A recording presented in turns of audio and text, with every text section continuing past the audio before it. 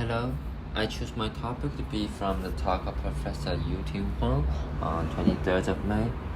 It is related to the application of positive geometry to quantum field theory.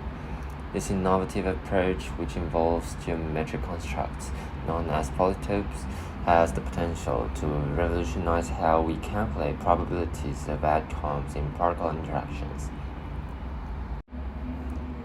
To fully appreciate this breakthrough, let's quickly recap our classical understanding of quantum field theory.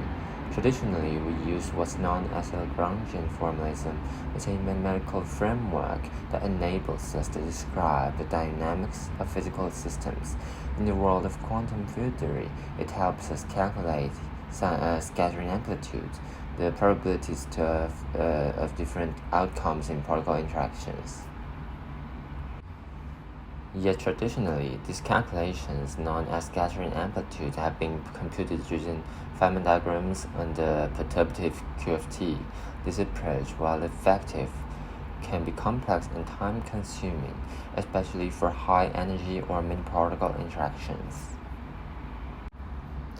In 2013, a new formulation appeared on the scene, introduced by Arkani, Hammond, and Cherenkov, which would fundamentally challenge the way we approach these calculations.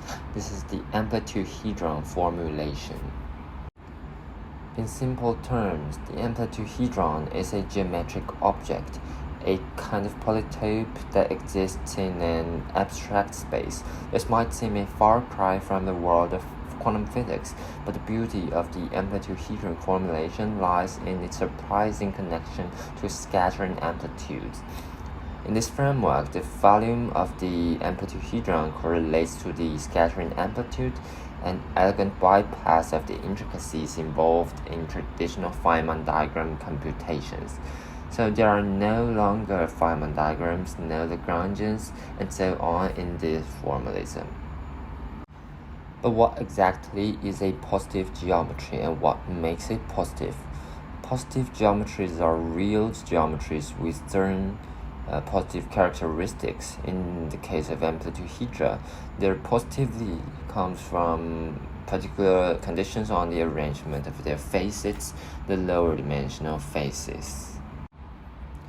The implications of this novel approach extend beyond more efficient calculations. It provides us a new lens to understand the structure of quantum field theory, potentially reshaping our fundamental understanding of quantum mechanics.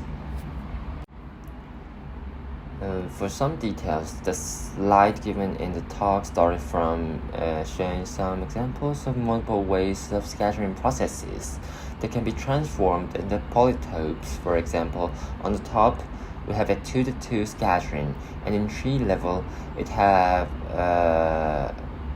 two possible Feynman diagrams. This corresponds to a line segment having two boundary points. The graph on the bottom is similar.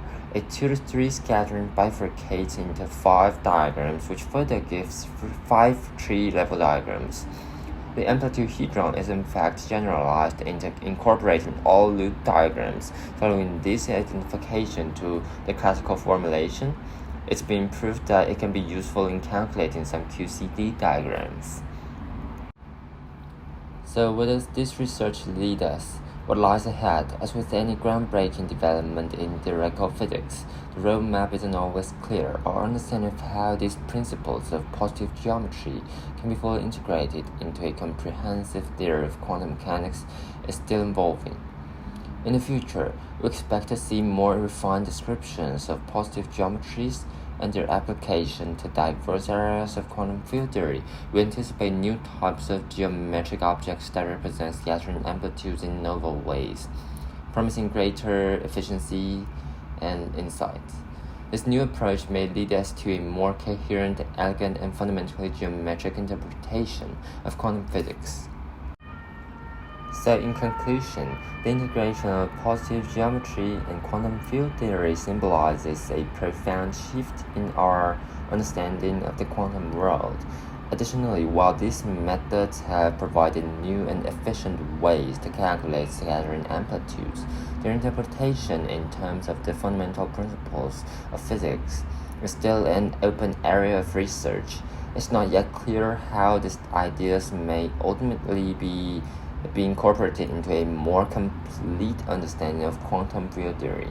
But as we continue to explore the implications and applications of these ideas, we remain hopeful that it will lead us to deeper insights into the very fabric of the universe. Thank you.